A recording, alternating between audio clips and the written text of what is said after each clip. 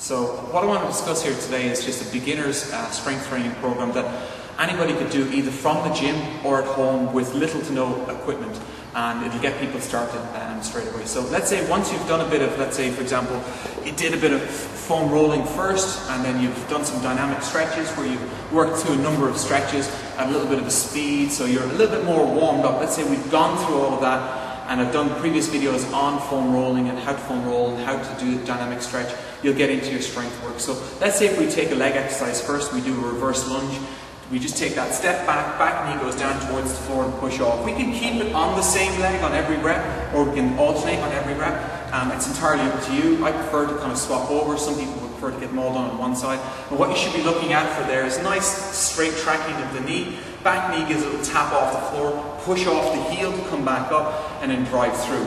You can do a forward lunge as well, or even what we call a walking lunge, which are also quite good, but I recommend starting with a reverse lunge because it's easier to see what your knee alignment's like, make sure that that's not dropping in all the time, and it's easier to stay a little bit more upright. So if I do a forward lunge, some people would find there's a lot of this going on, as opposed to kind of staying in that more upright position and making sure everything looks right. Generally with a reverse lunge it's a bit easier. If you're not doing a lunge and you decide on a different day, you want to try another kind of like more anterior chain exercise, or more something for the thighs and a little bit in the glutes, you can simply just try a squat. So again on the squat we want feet a little bit wider than hip width, like shoulder width apart, flare the toes out a tiny bit, keep the weight back into the heels and just push back up. If you're having trouble getting down into that position, you can just simply hold on to a weight or a post and then sit down and do what we call a goblet squat. So just use the weight as a counterbalance, keep it back nice and straight, and all I'm doing is I'm pushing it against my knees with my elbows to get myself into that squat position. So I should still find I can get myself a little bit lower down. Occasionally just rise your butt up, drop it back down again, spread your knees. The weight should be in the heels as you do that. So practice your squats. You should be able to break parallel on every rep. Weight is down into the heels. Keep sticking your knees out. With both those exercises or any of the movements I go through, start unloaded. Just start with mastering your own body weight. If you can't do air squats and lunges with your own body weight, then you've no hope of doing it with a loaded barbell with good technique. Then just something for the posterior chain or the back of the legs. So if you have a Swiss ball, get your feet up on top of the ball so your calves are just touching the ball. Press your hands down onto the floor. Tighten up in the abs. Pull the ball in towards your bum. You need to get the hip, knee and shoulder in alignment and go back out nice and slow. So pull in and drop it back down. What you don't want is this, because there's no kind of glute involvement or hamstrings involvement in a significant way. Once you do that, just try and rise the hips up as you pull the ball in. Let's say you didn't have any ball. So what you simply do then is you do a cook hip lift. So I'm just going to bring the knee in against my chest. I'm going to just push into the heel and drive up. Bring it back down nice and slow and push up. What we don't want is that lower back kind of my butt hitting the floor and there's no arch, or there's big arch in the lower back. I'm going to tighten that up on the way up and on the way down. So I feel every part of my back touching the floor on the way up and down. Put a distinct pause in at the top so you feel the glutes working. If you're unsure, put your hand on your butt so you feel the butt tighten up.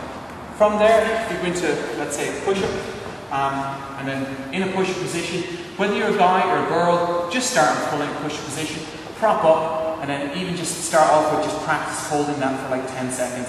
Again, keeping the abs tight. I shouldn't have a big arch in my lower back, so if I'm in my push-up position, this would be wrong, that's right. Tighten up, lower, and push back up. Even as a girl, what you can do, or guys that are a little bit weak to begin with, is just lie down. Just lie down quickly, and then just push back up. Lie down quickly, and push back up.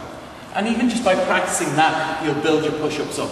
And as you obviously get better, you can try push-ups with, let's say, your hands off of a pair of kettlebells, or putting a weighted vest on. Work on getting really efficient at doing push-ups, because there's huge benefit for your upper body there. And again, I don't really see a point in doing a lot of, let's say, bench presses until you can, bang out 20 good full-length push-ups and with good form without that big dip coming into the lower back.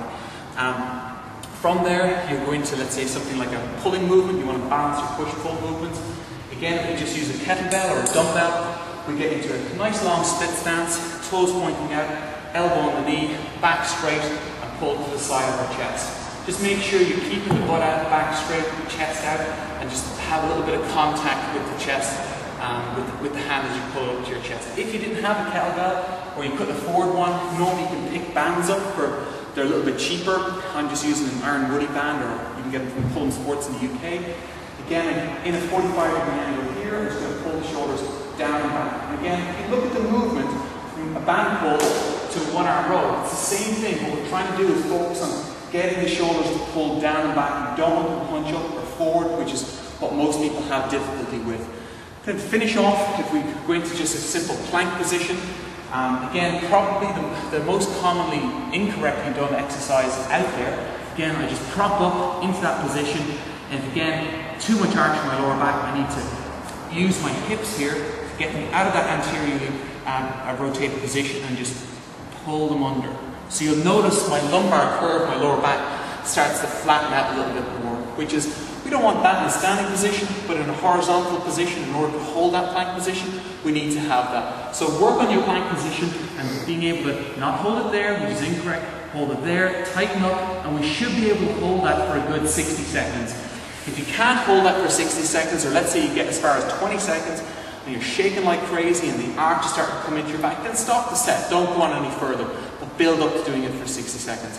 So if you were to work that in a little circuit, you could just simply pick, let's say a squat, and then let's say the hip lift, push up, row, and then a plank. You could do all those 5 on one day, and maybe aim for around about 10, 15 reps on all exercises, and then work through it in that little circuit. The next day you might pick 5 different movements, or just vary the movements where there is some opportunity to vary, and then work through it in like a little circuit like that again.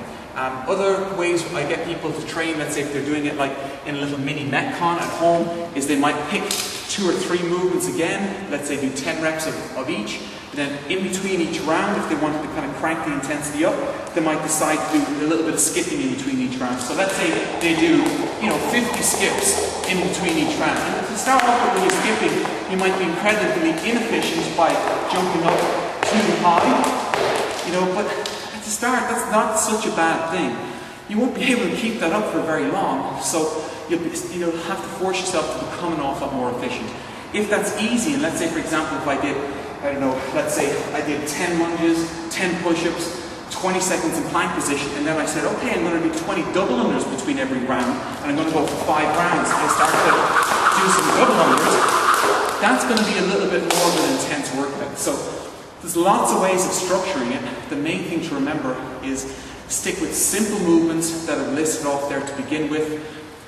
Keep the rep range from about 10 to 15 on most movements to begin with, and then give it a little sequence whether you're doing 2 exercises or 5 exercises, putting in skipping on one day, taking it out on another, and you have a little bit of play with it in that way. Most of the time when you do it like that, you shouldn't need any more than about 20 minutes to cover everything. That's including a little bit of maybe foam rolling and stretching at the end, and just making sure that you're staying nice and mobile. So give it a try. Hope that's a good intro to get you started on some basic weight training exercises from home or the gym, and use very simple equipment, and it will help you to get in tip-top shape and get you on the road to improving your basic strength. Thanks for your time.